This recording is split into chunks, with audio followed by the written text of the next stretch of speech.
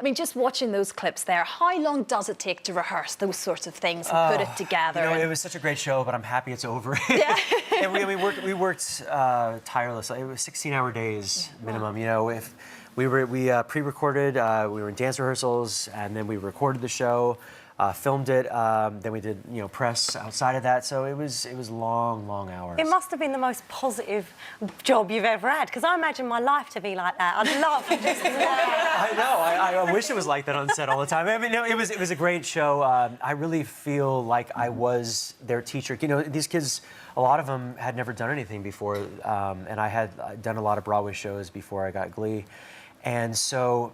In many ways, I really was their teacher, and you know, I just saw Dreamgirls the other night, and you know, starring Amber Riley, who was on the show, and I felt like that teacher. You know, I was so proud of her, and you know, I'd say my student, but I'd have done so much better at school if you'd been. Seriously, or not. And you still get people coming up to you now asking you to teach them, as if you are that teacher. Yeah, well, it was a lot more so when the show was actually on, because they thought they had a chance of actually being on the show. They're like, "Let me audition for you." I'm like, "No, it's not real." So I would be eating and stuff, and people would come up and start singing. I mean, for we me. were saying you had so many A-list stars that wanted to be part of it, and indeed were a part of it. Yeah. Who was your favourite out of the ones you had on? Like you had Gwyneth Paltrow. Didn't you kiss Gwyneth Paltrow in it? I did. And tango. I did. And we tangoed, yes. Ooh. Oh. This audience is so lovely. I loved her. I loved Kristen Chenoweth, who was in that clip, was a huge highlight. Neil Patrick Harris. But I mean, outside of that, I had some great relationships. Like we did on my first album that I ever did, I got to record like Elton John sang a duet with me, Sting. Brilliant. Gwyneth did it. It was such a great experience. Do you come from a showbiz family? No. You don't? My dad is a midwife. Oh, wow. And my mom is a nurse, yeah. And I'm an only child. So, and as a boy, because I've got a little boy, and he likes to dance and sing, but he's always a little bit embarrassed. I mean, as a boy wanting to dance, was there a stigma attached for you? Was it difficult? Yeah, there was, but I was very athletic too, so I kind of got around it, I think. Okay. But I was always sticking up for my friends who you know, were just strictly artists, Yeah. I would say. It was such a, I mean, I found my passion at such a young age, and and most people don't have that. But there was a period where, yeah, you do feel a little self-conscious. I think that's anything you do as a child, though. There's those moments of insecurity, for sure.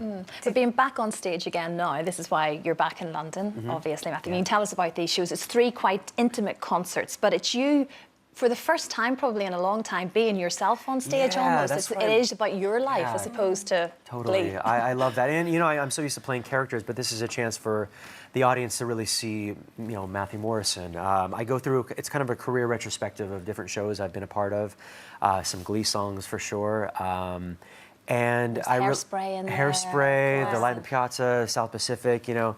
And it's, I really just tell stories about my life and Including how your I got... wife. Yes. No, I don't talk about her. She's from Anyway, Hawaii. moving on.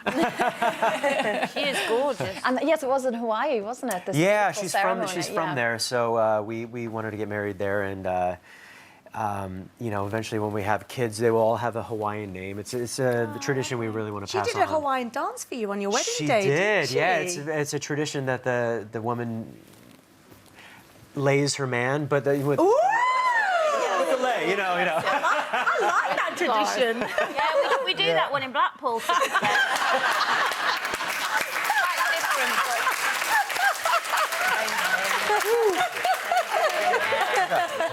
Now, has that changed things for you when you accept, you know, when you accept parts now in films or stage shows that you're doing? Does that affect how you are? Oh God, I'm auditioning. I can't even act. Does that change it now you're married about leading ladies, or would you? No, I have the most supportive wife. Honestly, she tells me if I have like a sex scene or a making out scene, she's like, you better make it look good. You better make me like. She wants me to do like really go for it. Do you ever feel weird though? Do you ever think, oh God, this isn't right? Yes. No.